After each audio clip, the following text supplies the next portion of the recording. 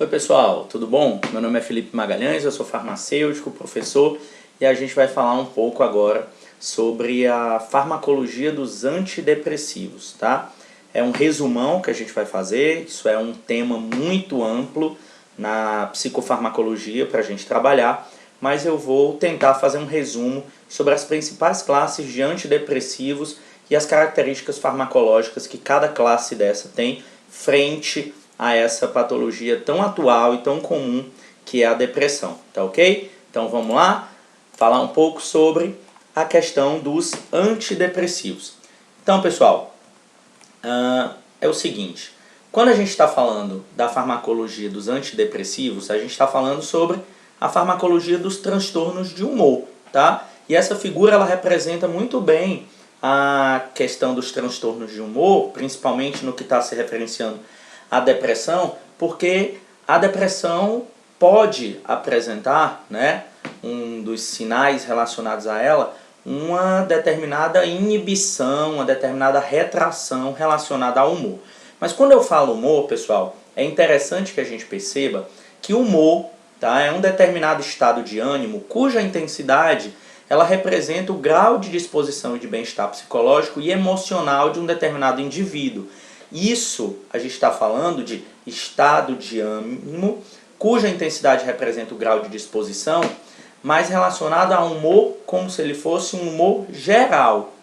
Já quando a gente está trabalhando na definição de humor caracterizada psicologicamente, a gente pode dizer que o humor ele é um estado afetivo, tá? Assim como as emoções também são. Só que quando eu falo de emoções, eu estou dizendo que essas são reações intensas, breves e direcionadas a um determinado estímulo, enquanto os humores eles são considerados mais difusos, menos intensos e independem de um objeto, pessoa ou evento desencadeador, tá? Como assim? Eu posso dizer que, psicologicamente falando, emoções elas são reações como, por exemplo, uma felicidade ali, uma emoção, porque você foi aprovado na disciplina do professor Felipe, porque você recebeu um prêmio, porque você encontrou uma pessoa muito querida, ou emoções são reações de tristeza por um determinado motivo, mas que rapidamente ela vai desaparecer, de raiva por uma determinada situação, mas que ali em breve também vai desaparecer, porque um estímulo promoveu aquilo dali. Enquanto o humor, eu digo que ele é mais difuso, menos intenso, independe de um objeto, pessoa ou evento desencadeador, porque aquilo ali é algo intrínseco, é algo da pessoa, é algo que perdura muitas vezes sem você entender ou compreender o que está causando aquilo dali, tá? Então esse humor, ele é algo mais difuso, menos explicado, vamos dizer assim, tá ok? Nesse caso, quando a gente está falando então de humor, a gente vai focar no que é mais persistente, a gente fala sobre os transtornos do humor, que são distúrbios emocionais que consistem em períodos prolongados de tristeza e ou felicidade excessiva. E uma palavra que define muito bem os transtornos do humor é a persistência, tá? É algo persistente. Lembrando que nos transtornos de humor a gente está falando sobre tristeza e ou felicidade, tá? Então podem ser dos dois lados. Dentro da classificação desses transtornos de humor, a gente tem aqueles que são relacionados a transtornos depressivos, e daí eu venho com o transtorno depressivo maior, que é o mais comum e o que a gente vai falar sobre ele. Os transtornos bipolares, que podem ser classificados em mania ou hipomania, e nos transtornos ciclotímicos, que a gente vai falar em outra oportunidade, tá? Aqui a gente vai focar no transtorno depressivo maior, lembrando que, como foi demonstrado aqui, quando eu digo mania, é o outro lado, tá? É o oposto da depressão. Já é uma excitação avassaladora, um processo de excitação muito forte, mais forte do que o normal. Então, nos transtornos de humor, a gente tem os contrários, né? A gente tem a depressão e a gente tem a mania, um de um lado e o outro do outro. Podem ter situações em que nós temos processos depressivos e processos maníacos na mesma patologia? Sim. E aí a gente vai ter outros processos que são os transtornos, né, de bipolaridade, onde eu vou ter situações bem contrárias, mas acontecendo, entre aspas, ao mesmo tempo, tá ok? No mesmo indivíduo. E quando eu falo sobre as complicações dos transtornos de humor, eu tenho que lembrar, pessoal, que transtorno de humor não é algo passageiro, é persistente. Ele promove a incapacitação que varia desde uma perda leve a uma perda completa do funcionamento, da manutenção, das interações sociais e da participação em atividades de rotina. Então interfere completamente na vida do paciente, daquela pessoa que está com a complicação de transtorno de humor, tá? A pessoa pode ter ingestão prejudicada de alimentos, a pessoa pode ter ansiedade grave, ser levada ao alcoolismo, dependência de outras drogas. Isso aí pode gerar inclusive o vício em relação a essas situações. E os transtornos depressivos, é importante que a gente entenda que eles caracterizam-se sempre por uma tristeza. A tristeza ela sempre está presente, tá? E é uma tristeza suficientemente grave ou persistente para interferir no funcionamento e muitas vezes para diminuir o interesse ou o prazer em determinadas atividades. E as causas desses transtornos depressivos? Está relacionada à hereditariedade? Está relacionada à alteração no nível dos neurotransmissores? Está relacionada à alteração da função neuroendócrina, fatores psicossociais? Tudo isso pode estar envolvido na caracterização, na parte de como eu defino o porquê que a pessoa está com aquele transtorno depressivo, tá? Imaginem, os fatores psicossociais são completamente fundamentáveis dentro disso, tá? Pessoa que vive em um ambiente em que ela tem muito mais motivos para se tornar uma pessoa mais triste, uma pessoa que seja mais que esteja sofrendo algum tipo de problema, né, social, econômico, ela está muito mais propensa a desenvolver transtornos depressivos do que outras pessoas, tá ok? Perdão. Então, por exemplo, quando eu estou falando em relação a algumas frases, né, o paciente às vezes procura um profissional de saúde e pergunta: doutor, eu ando chorando muito, sem ânimo para nada, até para namorar. Será que eu estou com depressão? E aí aqui a gente tem algumas situações, né, que muitas pessoas já podem ter ouvido, né, quando procuram alguns profissionais, por exemplo, ortomolecular, acho que não, você precisa tomar uma vitamina. O endocrinologista, você deve estar com algum problema na tireoide. O ginecologista, acho que não, você está entrando na menopausa. O psicólogo, acho que não, você deve estar chegando aos 50, os filhos saíram de casa, o casamento está com problema. O cardiologista, não, acho que você ganhou uns quilinhos, o colesterol pode estar alto, tem que fazer uma dieta, academia. Isso daqui, entre aspas, é uma brincadeira que está falando aí com 5 tipos de profissionais, mas que envolve não só profissionais, mas a população como um todo. O que eu estou querendo mostrar aqui é que muitas vezes você vê o paciente, né, que ainda não é o indivíduo, chegando, contando, falando sobre a falta de ânimo, falta de vontade de sair de casa, chorando, e a gente sempre coloca a depressão como algo de lado. A gente sempre coloca a depressão em segundo plano, né? Então sempre tem um processo antes que está causando aquilo dali, tá? Então isso é só uma brincadeira para a gente mostrar que muitas vezes a gente tem que entender que a depressão ela é uma situação que está colocada na sociedade, tá? Que a gente tem que perceber quando a pessoa está com depressão, tá ok? E aí, pessoal, o termo depressão ele é utilizado com frequência para se referir a qualquer um dos vários transtornos depressivos. A gente pode classificar por sintoma, como é o caso do transtorno depressivo maior, tá? Do transtorno depressivo persistente ou de outro transtorno depressivo específico ou inespecífico, ou pela causa, pela etiologia, como o transtorno disfórico pré-menstrual, como o transtorno depressivo decorrente de outra condição médica, ou transtorno depressivo induzido por alguma substância ou pela utilização de algum medicamento. Então aí o termo depressão ele é bem amplo. A gente vai se referir mais nessa aula à depressão do tipo maior, tá? A depressão maior ela é caracterizada por uma combinação de sintomas que interferem essa combinação ela interfere na habilidade de uma pessoa para trabalhar, dormir, estudar, comer e desfrutar de atividades prazerosas. A depressão maior ela é debilitante e ela impede a pessoa de funcionar normalmente. Ela impede essa pessoa de permanecer com a sua vida normal. Então ela começa a não ter mais prazer e não ter mais a capacidade de desfrutar de atividades do seu dia a dia que antes ela fazia com a maior naturalidade. E como é que eu diagnostico essa depressão? A gente tem que ter 5 ou mais dos seguintes sintomas, tá? Lembrando que isso é uma regra geral, ok? Então, humor deprimido durante a maior parte do dia, diminuição acentuada do interesse ou prazer nas atividades, ganho ou perda de peso significativo, maior do que 5%, ou diminuição ou aumento do apetite, insônia ou hipersônia, vontade de dormir a todo momento, agitação ou atraso psicomotor, fadiga ou perda de energia, sentimentos de inutilidade ou culpa excessiva ou inapropriada, a capacidade diminuída de pensar, de se concentrar ou uma indecisão muito forte, pensamentos recorrentes de morte ou suicídio, tentativa de suicídio ou um plano específico para cometer suicídio.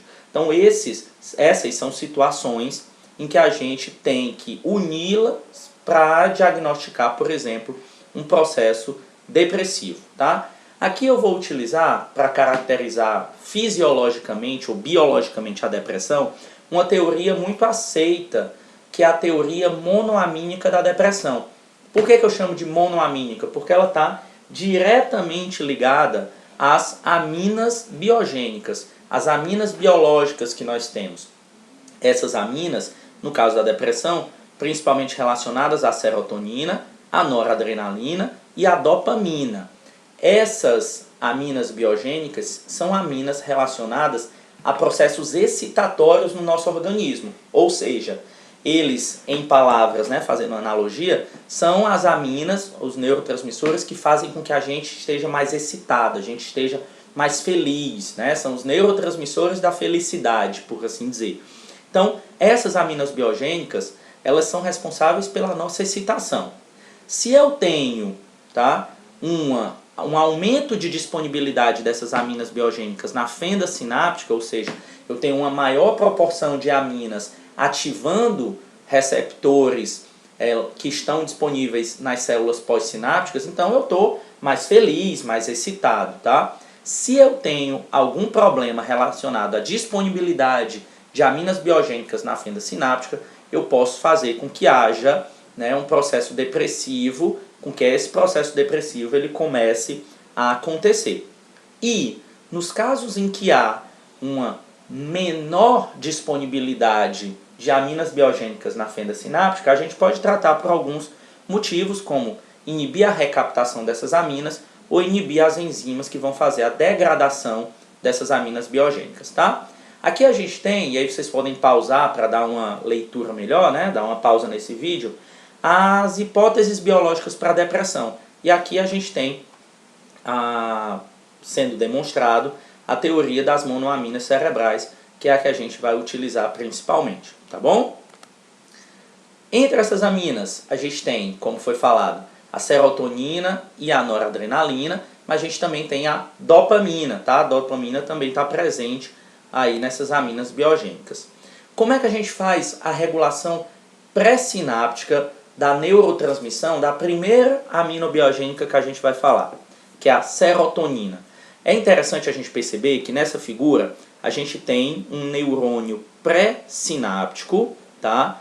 Ele é um neurônio que produz aqui, a serotonina. Então a serotonina ela é armazenada dentro desse neurônio.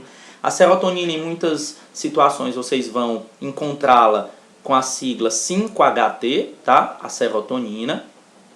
Essa serotonina ela é proveniente do triptofano. Então a serotonina é formada dentro desse neurônio e fica armazenado em vesículas no neurônio pré-sináptico até que chega o momento que a serotonina vai ser jogada para fora do neurônio pré-sináptico para sua ação dentro lá na fenda sináptica, ativando receptores nas células pós-sinápticas, tá ok? Depois que ativa-se, esses receptores serotoninérgicos, eles são ativados, essa serotonina ela é recaptada, então ela é recaptada e colocada, né, recolocada para dentro do neurônio pré-sináptico pela SERT, tá? Então SERT é o recaptador de serotonina, então o transportador de serotonina para dentro novamente do neurônio pré-sináptico, tá ok? Já na dopamina e na noradrenalina a gente tem algumas diferenças, mas é muito parecido o processo, tá? Elas são também armazenadas em vesícula e essas vesículas, lembrando que a dopamina ela é ela é proveniente da tirosina. Essa dopamina e noradrenalina são jogadas, né, aqui na fenda sináptica e a noradrenalina, ou norepinefrina, ela é recaptada por um transportador chamado NET. Então, eu vou ter a recaptação dessas substâncias, tá? A recaptação dessas substâncias ela vai acontecer no neurônio pré-sináptico. Quando a gente vai conceituar o tratamento antidepressivo, eu preciso que vocês tenham também algumas caracterizações relacionadas à descrição de processos e de conceitos. Eu digo que o paciente está tendo uma resposta ao tratamento quando ele tem melhora em 50% dos sintomas antidepressivos que ele tinha descrito anteriormente.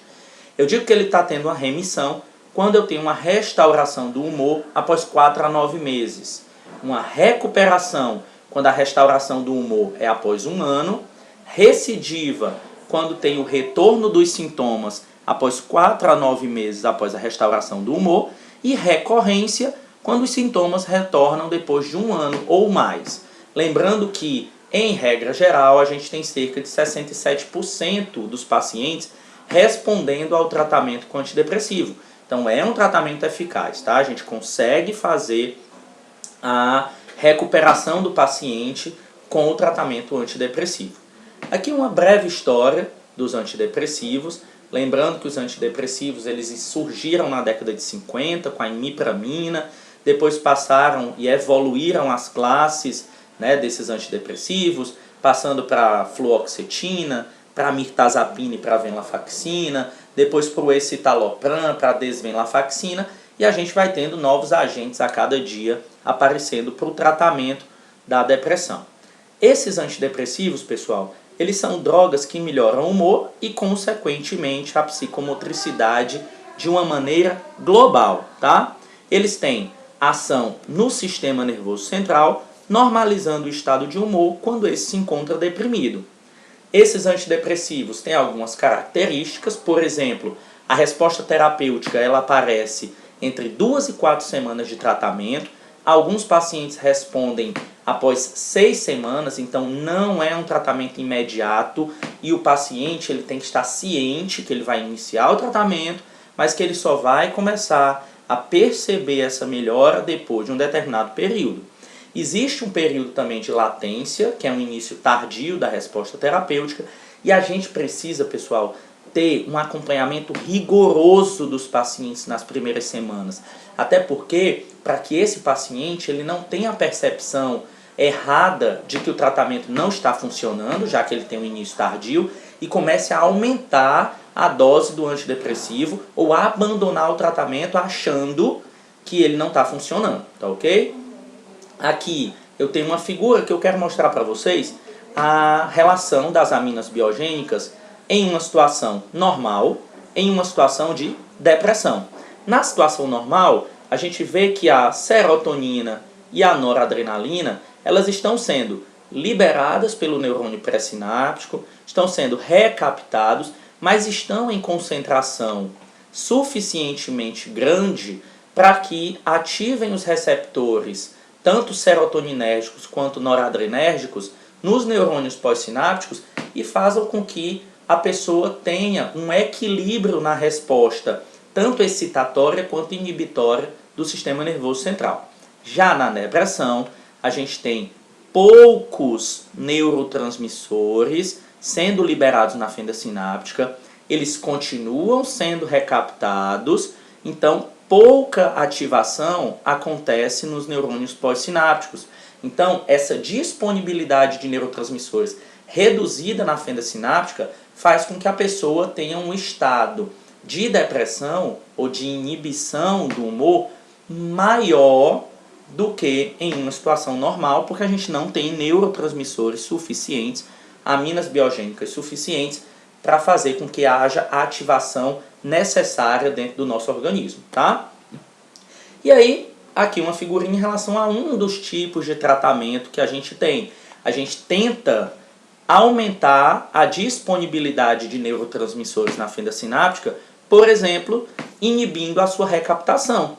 Então, eu posso inibir a recaptação de serotonina ou de noradrenalina, fazendo com que essa serotonina ou essa noradrenalina elas permaneçam durante mais tempo na fenda sináptica, elas não são sugadas, entre aspas, de volta para o neurônio pré-sináptico, fazendo com que haja uma constante ativação, uma maior ativação dos receptores pós-sinápticos. Então a pessoa tem um estado de melhora, ela melhora a excitação e ela diminui o processo depressivo. Então esse é o funcionamento básico do tratamento com antidepressivos, tá? Então esses neurotransmissores e neuromoduladores, eu pus aqui, né, uma sequência demonstrativa para que vocês saibam que a gente vai trabalhar principalmente em relação às aminas biogênicas ou às monoaminas, que é a serotonina, a dopamina e a noradrenalina.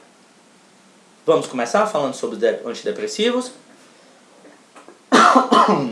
Desculpa, um pouquinho de tosse, mas vamos continuar a aula. Então, pessoal, esses antidepressivos, a gente tem várias classificações, tá? Em relação a eles. Então, as classes farmacológicas que podem ser utilizadas para o tratamento da depressão são os inibidores seletivos da recaptação de serotonina, moduladores da serotonina, inibidores da recaptação de serotonina e noradrenalina, inibidores da recaptação de dopamina e noradrenalina, os antidepressivos heterocíclicos, os inibidores da monoaminoxidase e os antidepressivos melatonérgicos também podem ser utilizados. A gente vai falar hoje sobre 3 classes, tá? Os inibidores seletivos da recaptação de serotonina, os antidepressivos heterocíclicos e tricíclicos e os inibidores da monoaminoxidase, que também são chamados de IMAL. Então vamos lá começar? A gente vai começar exatamente com eles, tá? Com os inibidores da enzima monoaminoxidase. Gente, as enzimas monoaminoxidase, elas estão presentes em vários sistemas do corpo, inclusive no sistema nervoso, quando se encontram dentro dos neurônios. Qual é a importância dessas enzimas, né, da monoaminoxidase? Ela promove a degradação da dopamina, da norepinefrina ou noradrenalina e da serotonina. Então, se eu já tenho uma quantidade diminuída na depressão dessas aminas biogênicas e eu ainda tenho uma enzima que degrada essas monoaminas, então eu vou diminuir ainda mais, né, o processo depressivo. Eu vou diminuir ainda mais a concentração dessas aminas biogênicas, fazendo com que a pessoa tenha o processo de depressão. Quando eu utilizo um fármaco que ele é um inibidor da monoaminoxidase, então eu evito que essas monoaminas elas sejam degradadas, tá? Então, quando eu inibo a MAO, eu aumento o armazenamento de serotonina, norepinefrina e dopamina dentro do neurônio pré-sináptico. Então, esse neurônio pré-sináptico vai aumentar a concentração interna dessas aminas biogênicas, fazendo com que os sintomas da depressão sejam diminuídos, porque vai ter a excitação, aumentar o processo excitatório dentro, fisiologicamente, já que essas monoaminas elas são responsáveis por essas características fisiológicas. Aqui a gente tem o mecanismo dos inibidores da monoaminoxidase. Se vocês quiserem pausar agora nessa foto, fiquem à vontade. Lá no final da aula, eu vou mostrar um vídeo para vocês que vai mostrar esse mecanismo acontecendo, tá? Então, por isso que eu já vou pular e não vou falar especificamente desse mecanismo agora.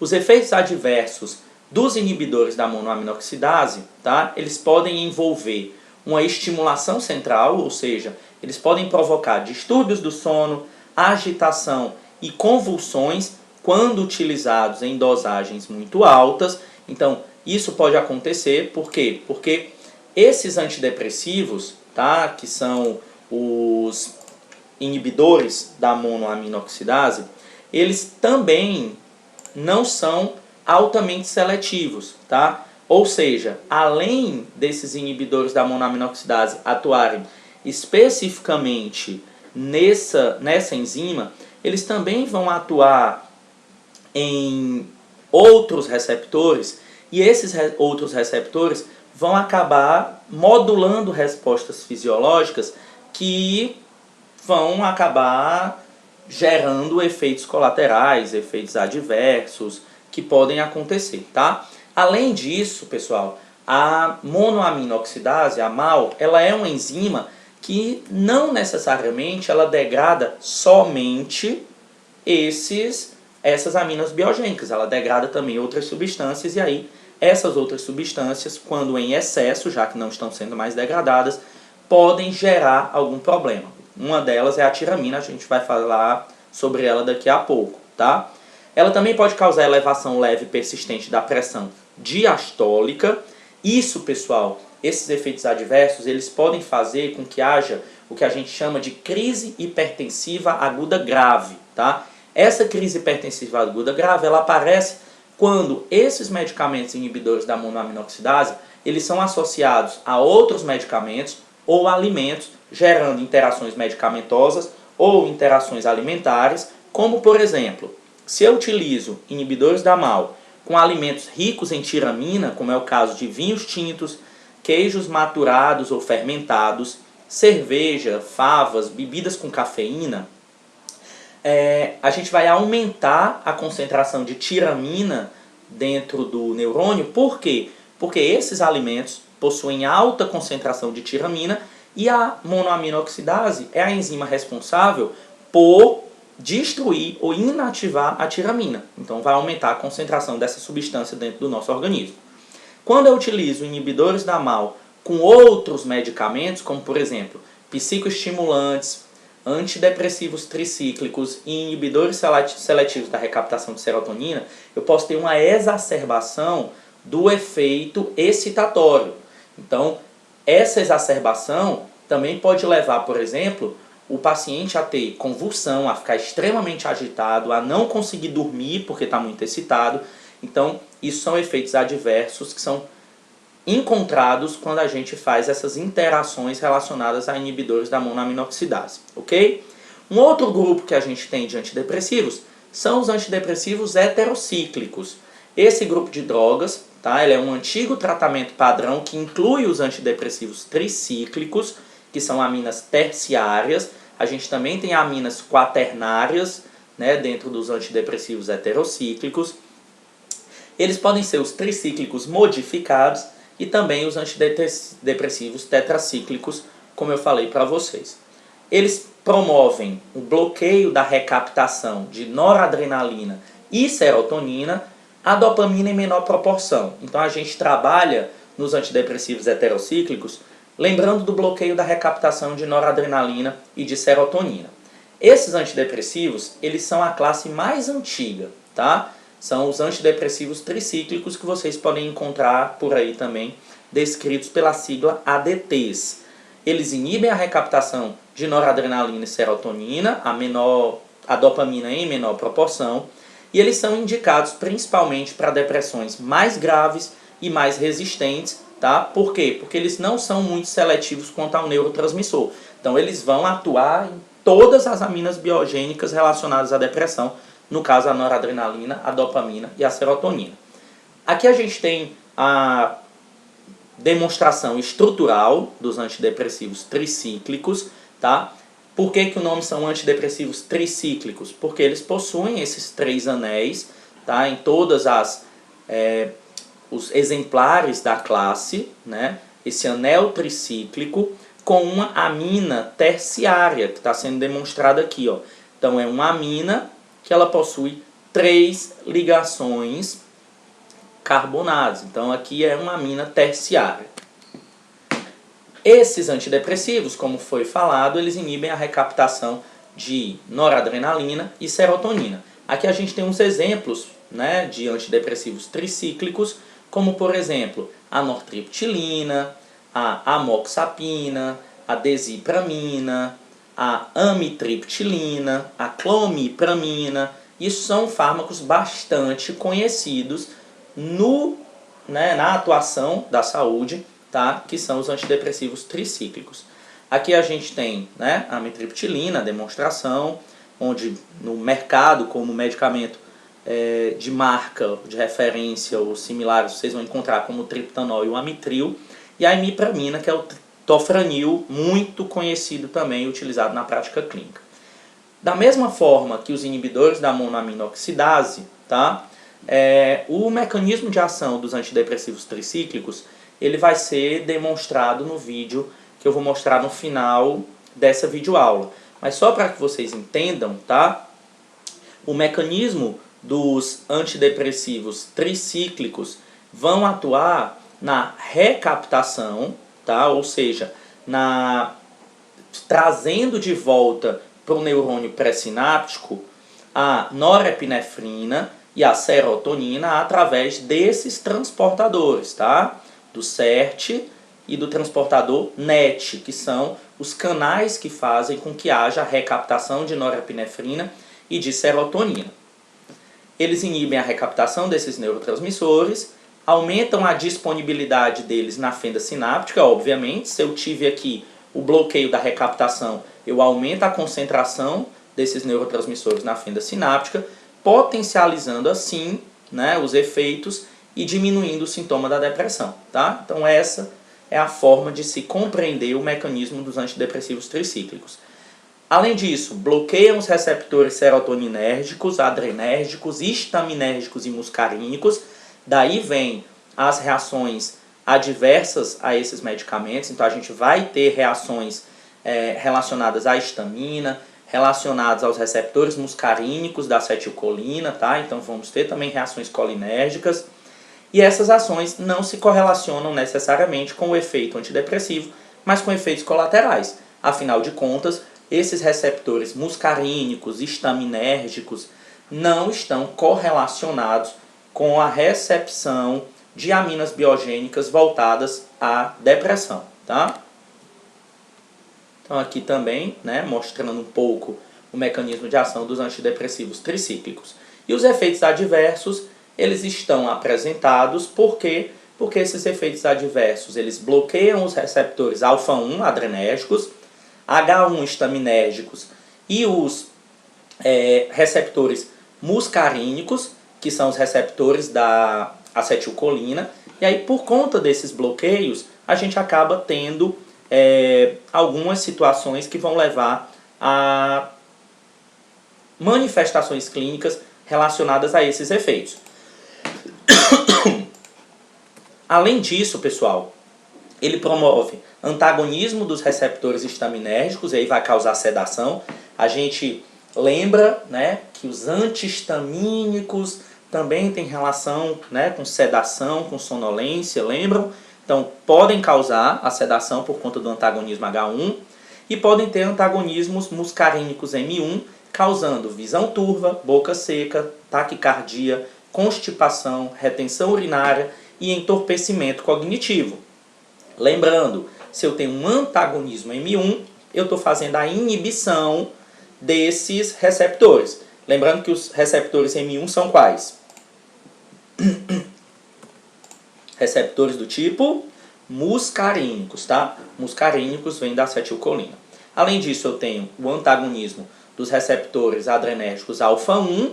Se eu tenho um antagonismo, eu vou contra a ativação desses receptores. Então eu causo hipotensão postural e sedação. Esses são efeitos adversos relativamente comuns da utilização de antidepressivos tricíclicos, tá? Hipotensão postural, sedação, efeitos anticolinérgicos, alterações cardiovasculares, convulsões, chegando a ter disfunção sexual por conta do aumento da transmissão de serotonina. Então esses são efeitos adversos que a gente pode encontrar.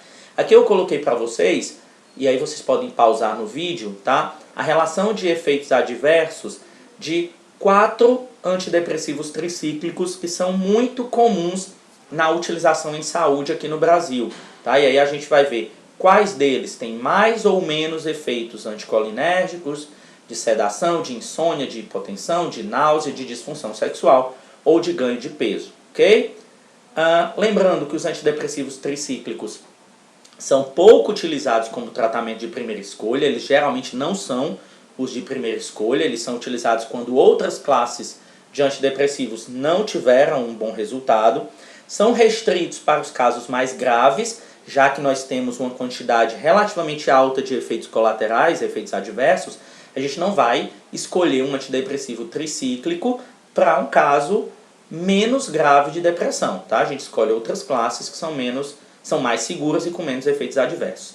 E eles são utilizados quando o paciente não responde a outros ensaios terapêuticos anteriormente tentados, né, no tratamento da depressão, tá? Aqui é aquela mesma figurinha relacionada aos receptores em que os antidepressivos tricíclicos têm algum tipo de envolvimento e os efeitos indesejáveis relacionados a cada um desses receptores, tá? Então, fica aqui a figura de um esquema, né, facilitado para vocês compreenderem.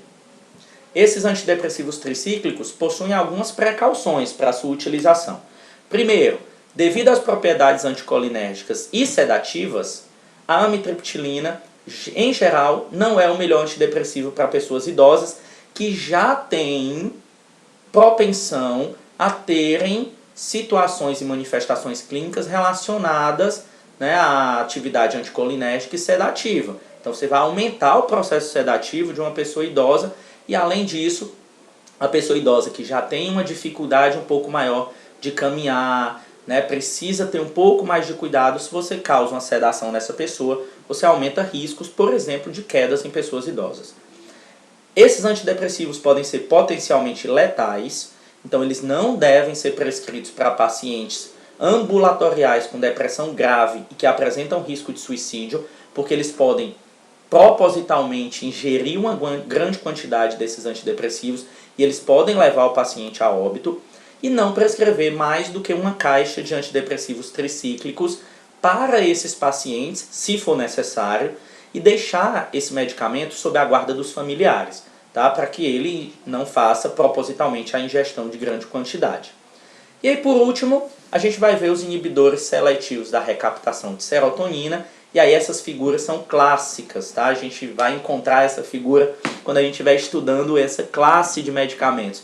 Por quê? Porque a gente está falando de um medicamento bastante conhecido, que foi utilizado muito, tá, indiscriminadamente em décadas passadas, que é o Prozac, né? Então ela aqui mostrando felicidade porque fez o uso, né, tomou o Prozac dela hoje, e aqui Prozac pronto para ser feliz. Então antes a gente tinha uma propaganda bem responsável na utilização desses inibidores seletivos da recaptação de serotonina, e não só eles.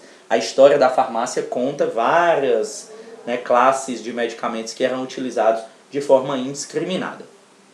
Esses inibidores seletivos, pessoal, da recaptação de serotonina, eles são a classe farmacológica de antidepressivos mais prescrita mundialmente, são melhor tolerados que as demais classes porque eles possuem um perfil de segurança relacionado a baixa toxicidade e mínimos efeitos anticolinérgicos, já que, como o nome está falando, eles são seletivos à recaptação de serotonina. Então eles praticamente não apresentam efeitos que sejam relacionados à sua ativação ou inativação, melhor dizendo, em receptores colinérgicos, principalmente do tipo muscarínicos, como a gente tinha com os antidepressivos tricíclicos, tá? Eles têm maior segurança do que os antidepressivos tricíclicos, mas eles possuem a mesma eficácia. Não posso dizer que eles são melhores do que os antidepressivos tricíclicos no sentido de eficácia, mas maior segurança sim, tá? Por conta dos menos efeitos anticolinérgicos que eles possuem. Aí a gente tem uma classe, né, vários exemplos de inibidores seletivos da recaptação de serotonina, como a fluoxetina, que é um campeão de utilização, o citalopram, a paroxetina, a sertralina, a fluvoxamina e o escitalopram. Eles têm uso em depressão, TOC, que é transtorno obsessivo compulsivo, ansiedade, distúrbios alimentares, fobia social, síndrome do pânico e ejaculação precoce. Isso são efeitos que podem ser conseguidos com a utilização desses medicamentos porque estão envolvidos com o processo fisiológico da serotonina.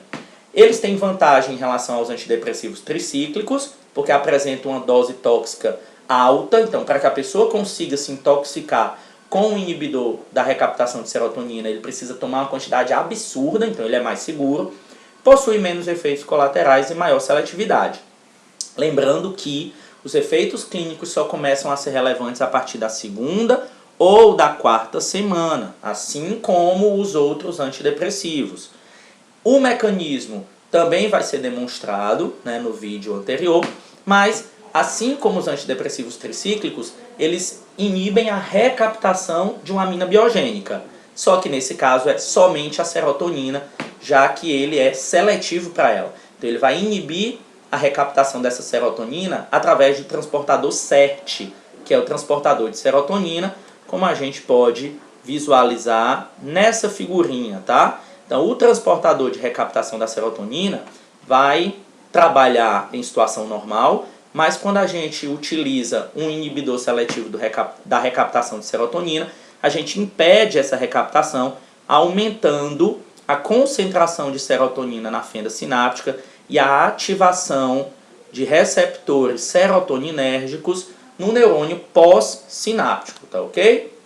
Esse inibidor seletivo de recaptação de serotonina, ele bloqueia o transportador SERT, ele aumenta a serotonina na fenda sináptica, a serotonina ativa a retroalimentação negativa pré-sináptica e eu tenho uma exposição repetitiva ao fármaco, pode acontecer uma dessensibilização dos receptores, ou seja, esses receptores vão se tornando cada vez menos sensíveis à serotonina e aí muitas vezes eu tenho que aumentar a dosagem desse fármaco.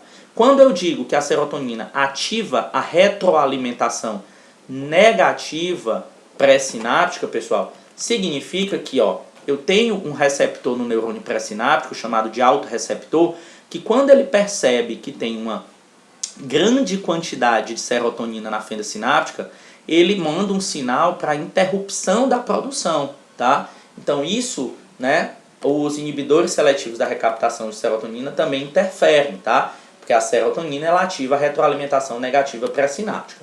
Aqui a gente tem a estrutura de alguns exemplos, a fluoxetina, como inibidor seletivo de recaptação de serotonina, fluvoxamina, conhecida como Luvox, o Zoloft, que é a sertralina, o Aropax, que a substância dele, o fármaco, é a paroxetina, tá?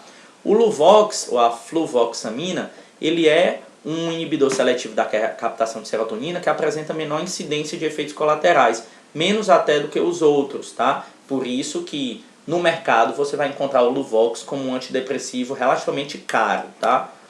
Além disso, a gente tem efeitos colaterais, ele não é livre de efeitos colaterais.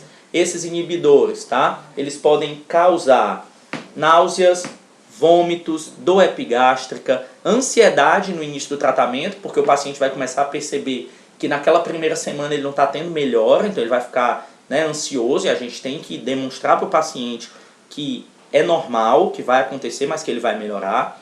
Pode causar anorexia e perda de peso, diminuição do apetite sexual e impotência, perda da libido, falta de orgasmo. E esses fármacos, no caso especificamente da paroxetina, a gente já tem estudos que mostram que a utilização de paroxetina em gestantes ela é contraindicada, porque a gente pode ter risco de má formação cardíaca nesses bebês de mães que estão utilizando paroxetina. Então ela não é indicada. Em relação às interações medicamentosas, os inibidores seletivos da recaptação de serotonina, tá? Eles, quando utilizados em concomitância com inibidores do complexo microsomal citocromo P450, que é o principal grupo enzimático hepático responsável por quebrar, né, os fármacos, as substâncias em geral no nosso organismo, tá? Esses inibidores o citocromo P450 vai metabolizar a grande maioria dos fármacos que nós ingerimos. Então, quando a gente utiliza inibidores do citocromo P450, eles podem intensificar o efeito de alguns antidepressivos, como é o caso da clorpromazina, ou o caso Quando eu utilizo clorpromazina, propranolol, propafenona, paracetamol, eu posso gerar uma síndrome serotoninérgica. Por quê? Porque esses fármacos, eles inibem a citocromo P450. Então, o citocromo P450, que tem a função de metabolizar alguns antidepressivos, não vai mais metabolizá-los. Então os antidepressivos vão passar mais tempo agindo, eles vão estar mais disponíveis para ação. Isso pode gerar uma síndrome serotoninérgica, um aumento excessivo da serotonina na fenda sináptica, por exemplo, causado por antidepressivos tricíclicos, inibidores da MAO e fármacos como o lítio, tá? Que é usado para transtornos bipolares ou transtornos de humor. Então lembrando que inibidores seletivos da recaptação de serotonina não devem ser utilizados com clorpromazina, propranolol, propanfenona e paracetamol, porque esses fármacos inibem a citocromo P450 e aumentam a biodisponibilidade dos antidepressivos, que por causa disso podem causar uma síndrome serotoninérgica, um aumento excessivo e exagerado da ação da serotonina na fenda sináptica. Em relação ao tratamento da depressão, a gente pode ter a fase aguda, onde nessa fase, que inclui os 2 a 3 primeiros meses de tratamento e tem como objetivo a diminuição dos sintomas depressivos ou sua remissão completa, a gente tem a fase de continuação, que vem de 4 a 6 meses e segue o tratamento da fase aguda, tem como objetivo manter a melhora que a gente já obteve e evitar recaída, tá, dentro de um mesmo episódio depressivo. E a gente tem a fase de manutenção, que tem por objetivo evitar que novos episódios ocorram, ou seja, que a gente tenha recorrência da depressão. E essa fase de tratamento, em geral, é por longo prazo, tá? A terapia de manutenção, ela é recomendada para aqueles pacientes que têm probabilidade de recorrência. Então a gente fez um tratamento com aquele paciente, o paciente já se recuperou, mas daqui a algum tempo ele vai ter a recorrência dos sintomas, porque já aconteceu isso no passado. Então a gente faz um tratamento de manutenção para evitar essa recorrência. E aí, como é que eu vou escolher o antidepressivo que eu vou tratar, que eu vou usar naquele paciente? Isso vai depender de vários fatores. Da eficácia comprovada daquele antidepressivo, se eu tenho evidência clínica, se esse antidepressivo já demonstra resolução de sintomas emocionais e somáticos, o mecanismo de ação de cada um deles, a tolerabilidade para cada organismo, a segurança, a facilidade de administração, a história pessoal e familiar de tratamento, comorbidades que aquele paciente venha a ter e, obviamente, o custo. Muitas vezes a gente esquece do custo para a utilização dos antidepressivos.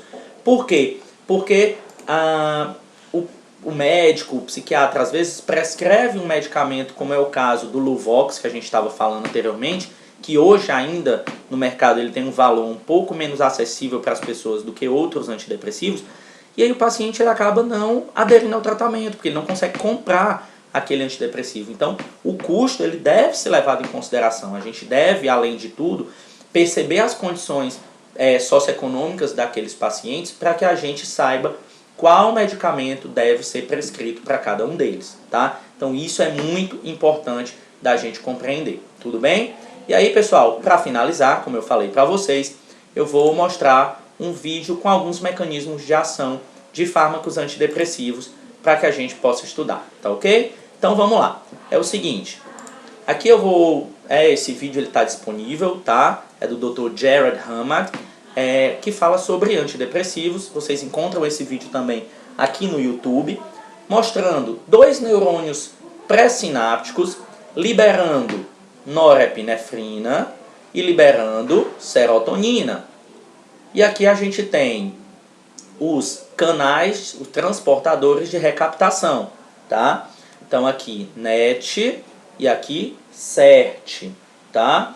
Então a norepinefrina e a serotonina são liberados do neurônio pré-sináptico, ativam os receptores e aí, né, a gente tem o processo. Aqui vocês estão percebendo que a gente tem pouco, tá? A gente tem pouca norepinefrina e pouca serotonina.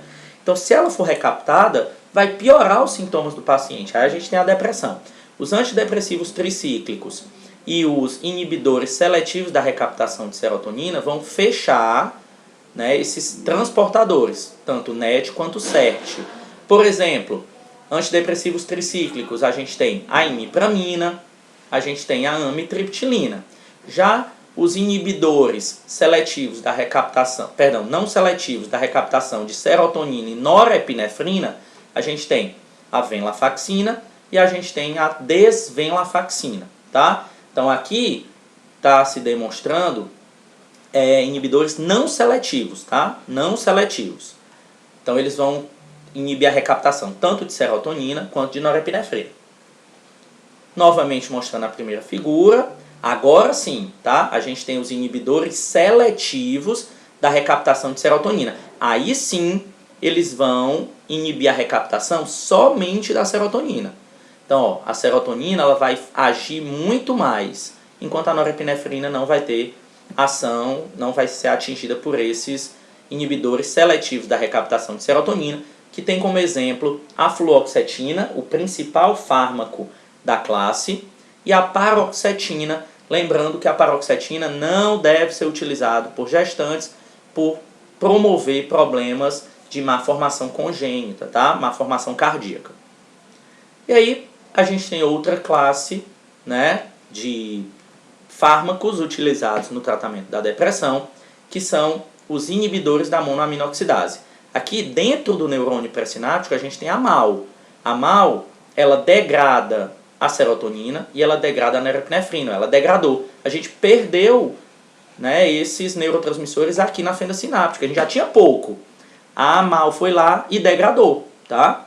Quando a gente utiliza um fármaco inibidor da monoaminoxidase, a gente está tentando fazer com que essa enzima, que ela está dentro do neurônio, ela não degrade mais aquele neurotransmissor, para que ele aumente a concentração dentro do neurônio, para que ele seja jogado de novo na fenda sináptica. Ó. Então a monoaminoxidase, ela não mais vai degradar essas monoaminas. A gente tem como exemplo, né, de fármacos inibidores da monoaminoxidase a fenelzina,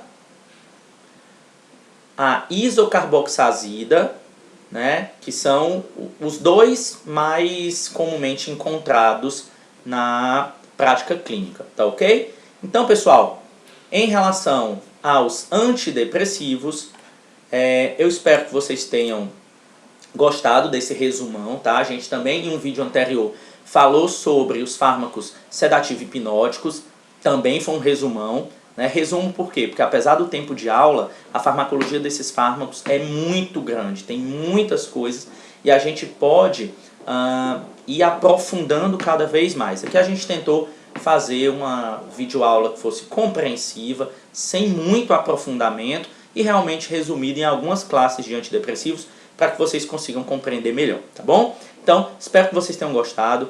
Aguardem aqui o próximo vídeo, se inscreve, curte essa aula, tá? Se você gostou, se você quer, né, mais videoaulas sobre isso. E aí eu espero você na nossa próxima videoaula de farmacologia, tudo bom?